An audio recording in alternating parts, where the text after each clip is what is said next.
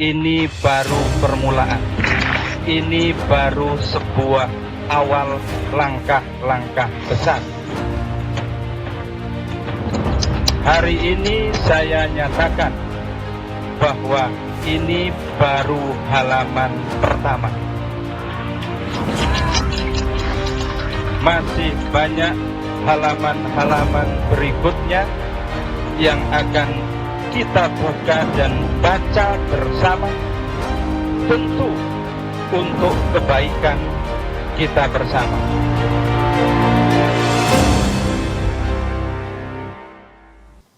Memang banyak yang tercengang, banyak yang tidak percaya bahwa KSP Muldoko yang bersekongkol dengan orang dalam benar-benar tega dan dengan darah dingin melakukan kudeta ini. Tak pernah terlintas dalam pikiran saya bahwa Partai Demokrat akan dibeginikan.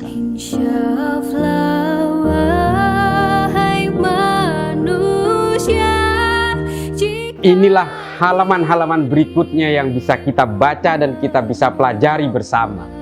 Saya tidak menganggap bahwa Saudara Anas Urbaningrum adalah seorang sakti. Saya menganggap bahwa Tuhanlah yang sakti melalui kesaktian Anas Urbaningrum. Kita bisa pelajari bersama bahwa ini adalah sesuatu pelajaran gratis buat kita. Bagaimana Anas ditindas, dikonstruksi, kemudian ditenggelamkan hanya karena satu hal. Seorang Anas Urbaningrum yang pada tahun 2010 adalah sosok yang dianggap sebagai the next president, the next leader of this nation. Apa yang terjadi hari ini terhadap Partai Demokrat adalah kata-kata Anas Urbaningrum yang masih saya ingat secara detail di pengadilan. Membuat saya merinding. Anas Urbaningrum berkata, pembalasan Tuhan bisa jadi akan terjadi dalam sesaat atau terjadi dalam jangka waktu lama. Bisa jadi dicicil atau datang sekaligus. Bisa datang hari ini atau datang di masa depan. Apa yang dialami oleh SBY hari ini dengan Partai Demokratnya adalah bukti bahwa logika alam sedang bekerja.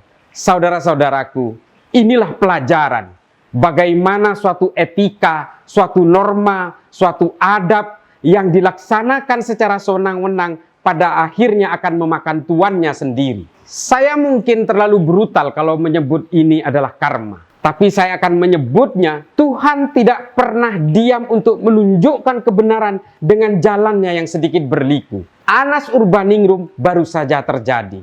Dan Tuhan membayar kontan hari ini. Anas betul-betul dihancurkan, ditenggelamkan sejadi-jadinya. Ketika itu, orang-orang menghujat Anas Urbaningrum. Tapi ternyata Tuhan tidak diam. Seorang Anas Urbaningrum akan dibela oleh Tuhan dengan memberikan pembalasan kepada orang-orang yang menenggelamkannya. Inilah pelajaran gratis itu untuk kita. Apa yang diutarakan oleh Anas Urbaningrum ketika itu, halaman-halaman berikutnya itu adalah pelajaran terbuka bagi kita sekarang. Bisa jadi ini adalah halaman kedua, belum juga halaman ketiga, belum juga halaman keempat. Dosa-dosa itu memang tidak pernah dicatat manusia. Malaikat yang mencatatnya. SBY seringkali membawa nama Tuhan. Tapi sebenarnya Tuhan belum tentu berpihak kepadanya. Tuhan bisa berpihak kepada siapa saja. Tapi yang jelas Tuhan tidak akan pernah berpihak kepada para penindas, kepada totalitarian, kepada orang-orang munafik yang menyembunyikan segala kejahatannya dengan jubah-jubah kebenaran. Pada akhirnya